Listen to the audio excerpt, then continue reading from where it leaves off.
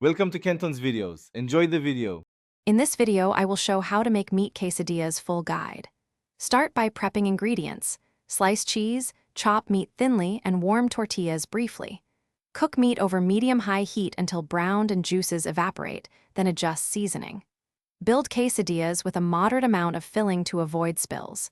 Use a hot skillet, press gently, and flip once for even browning and melty cheese inside. Preheat a skillet and sear thinly sliced meat to create a savory crust while keeping interiors tender. After initial sear, reduce heat and cook through until juices reduce and spices bloom. Remove meat and let it rest 5 minutes to retain juices, then slice or shred against the grain for tender pieces.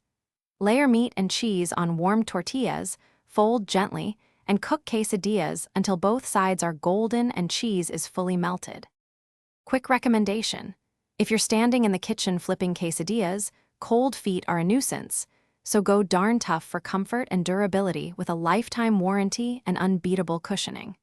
If you're finding this video helpful, please subscribe and like to support more easy cooking guides and tips that save time and taste great. Look in the description for the link and other deals, and now let's get back to the video. Select melty cheeses like Oaxaca, Monterey Jack, or a mild cheddar blend for creamy stretch and flavor balance. Warm tortillas slightly to make them flexible and less likely to tear when folding with filling. Use a thin, even layer of cheese near the tortilla to help seal edges and hold meat in place.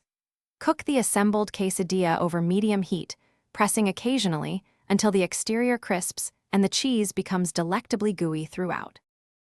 Thanks for watching. Consider subscribing if we helped you.